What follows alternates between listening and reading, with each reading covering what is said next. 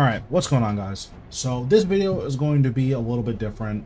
One thing that I've noticed with my coachings and just a lot of the questions that I get from people is that a lot of players have a hard time with a lot of the fundamentals that come with bossing. So what happens is, instead of me teaching someone how to do Solak and then they learn a bunch of skills from Solak and they can apply it to other bosses, they're only really learning how to do Solak. And to be clear, this isn't speaking specifically about the Solak coaching, but that's just an example where what I've noticed is that people have a hard time grasping broad concepts and applying them, and instead they're learning how to do particular boss. So the point of this series is going to help us expand on our fundamentals and help us understand when we should be doing certain things at every boss. The first boss we're going to work on is Hellweir, and the reason is Hellweir has a massive telegraphed attack that is very easy to deal with the resonance ability. For those who don't know, instead of taking damage, what resonance will do is the next hit that would damage you instead heals you the same amount. In the case of typeless damage, it will just nullify the hit.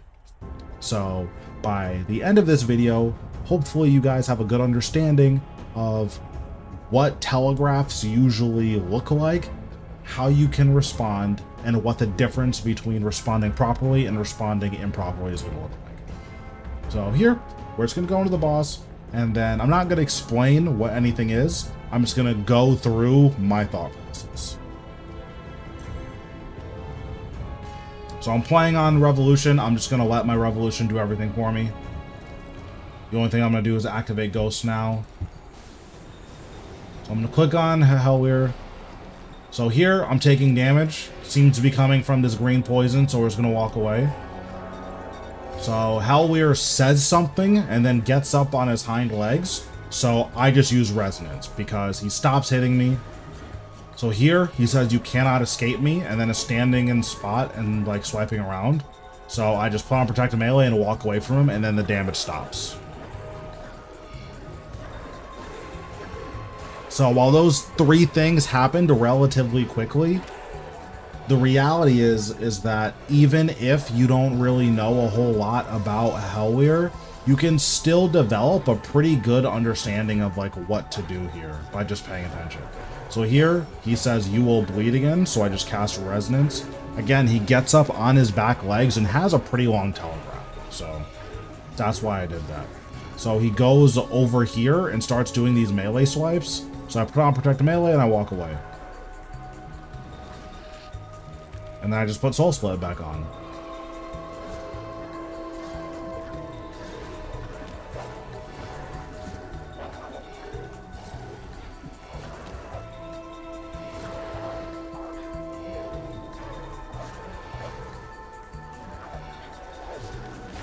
So there, he did the big telegraph again. So I just used Resonance. Now, because of the way that I'm positioned, I can't actually just walk away, so I'm gonna surge.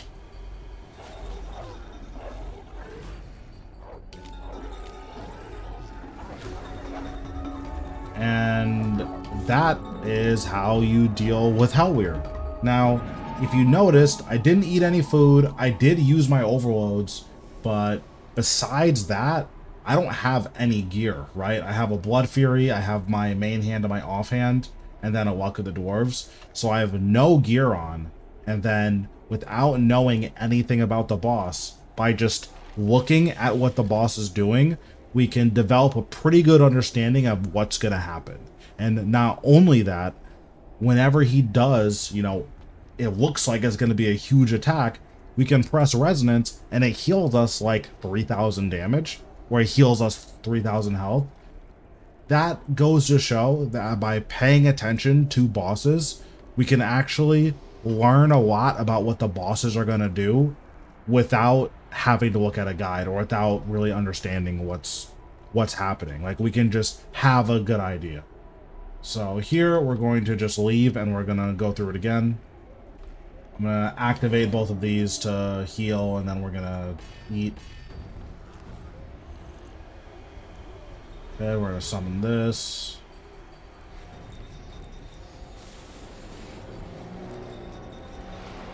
So here, the green things aren't under me. I'm not taking typeless damage, so I'm just standing still. You will bleed. I'm pressing resonance because it looked like it was going to be a big hit.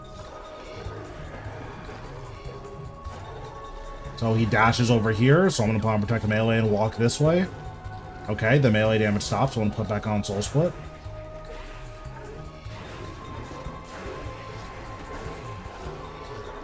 Our prayer's kind of low, so we'll restore our prayer.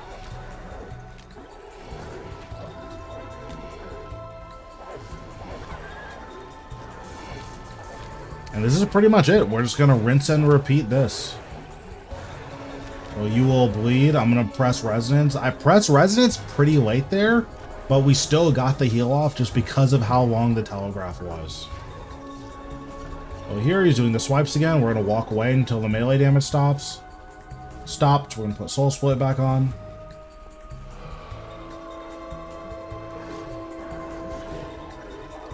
He summons these guys. Right now, we're ignoring them because they don't seem to be doing that much damage. And our health is like kind of dropping, but not really. So we're just going to keep ignoring them. He says you will bleed again.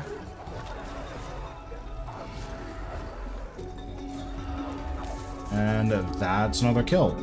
So again, the goal of this is that I want to see newer players practicing these skills.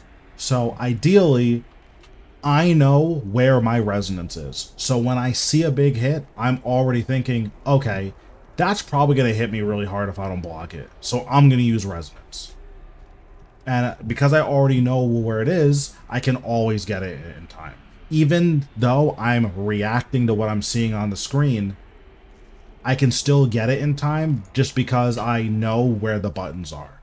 What you're going to notice is if you have to look down at your keyboard to press resonance, or if you need to find it on your ability bar to manually press it, you're just not going to have the time for it. And you're going to end up taking significantly more damage. So here we're going to go in and do a third kill, and this time I'm not going to deal with everything properly.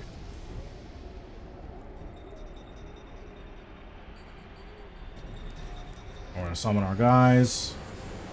Re-overload.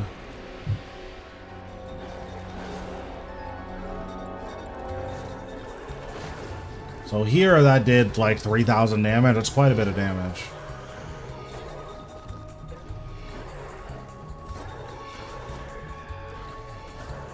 And if you don't deal with this properly, this deals about 7,000 damage. And I'm almost certainly going to die here. Oh, I guess I'm going to be okay for a little bit. But yeah, so that's what happens when you don't deal with it properly.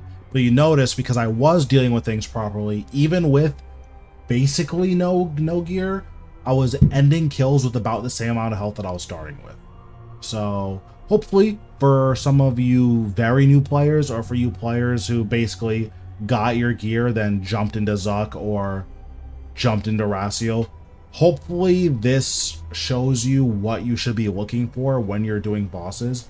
If they do a really big hit, or they say something that, like if a boss isn't usually talking and then all of a sudden they have something to say, you should be paying attention to what the boss is doing.